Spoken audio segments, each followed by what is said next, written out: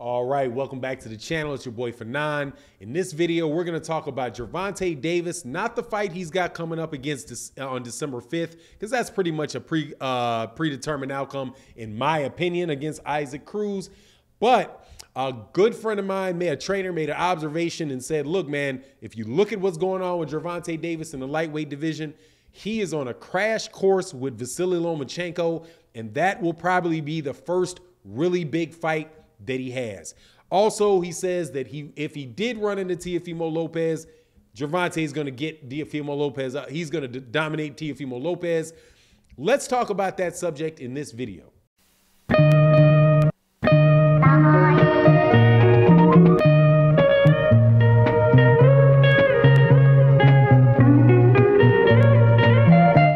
All right, welcome back to the channel. So up in a couple weeks, I think it's this, well, yeah, about a month from now, we're going to have a fight taking place for Gervonta Davis with Isaac Cruz. I do believe that is official now, who is replacing Rolly Romero in their fight.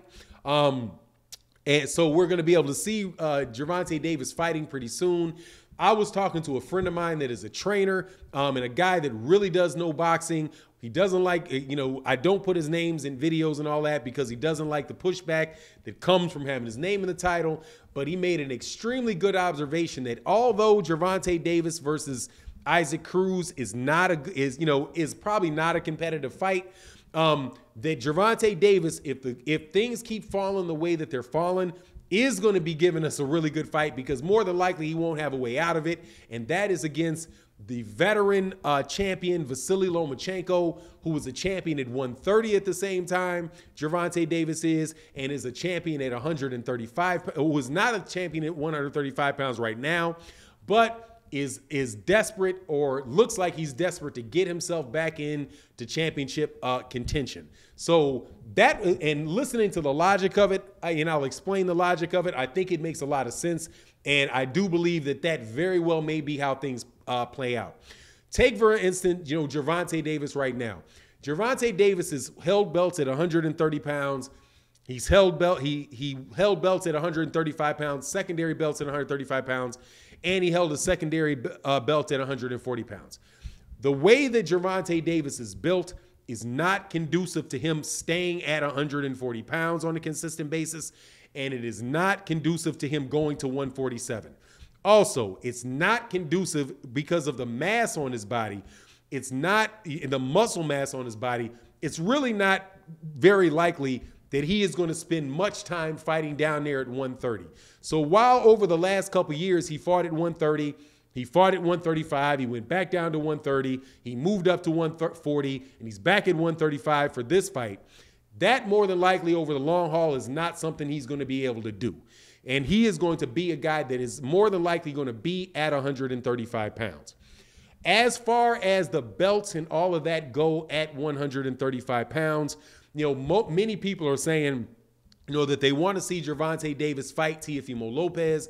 They want to see Gervonta Davis fight Devin Haney or Ryan Garcia. But if you look at the way that those guys are built, they more than likely are not going to be at 135 pounds for a long period of time.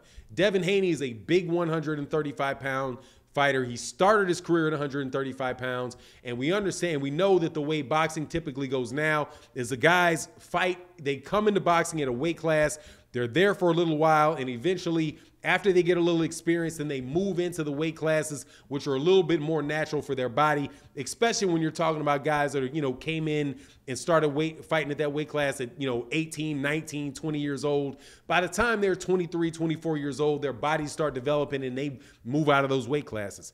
So Devin Haney more than likely, and this is something that Gervonta Davis had said, Floyd Mayweather Jr. had said about Devin Haney, was that, look, Gervonta Davis and Devin Haney are probably not going to fight because Devin's going to be up at 140, eventually may be up at 147. Same thing for Teofimo Lopez. Teofimo Lopez himself is saying that he's got one more fight against Kambosos at 135, and then he wants to fight at 140 pounds, up at 140 pounds.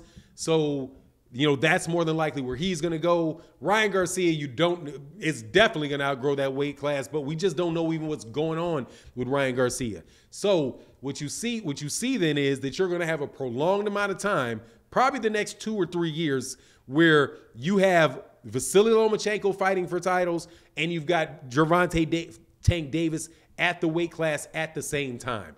So when these guys are there at the same time, more than likely you're going to get a fight between Vasyl Lomachenko and Gervonta Davis, because and it also fits in this way.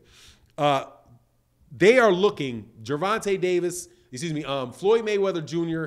and Floyd Mayweather Jr. said that they are very interested in making the biggest fights possible for Gervonta Davis. And after those other guys leave that division, the only real big name fighter that Gervonta Davis is going to be able to make that fight with is going to be Vasyl Lomachenko. Also, Vasyl Lomachenko right now is good enough a fighter where I don't think anybody else in that weight class is going to be able to beat Vasyl Lomachenko. And once Teofimo Lopez leaves and those belts open up, the IBF, the WBA, and the WBO, once those belts open up, then you're going to see and those belts are with top-ranked fighters.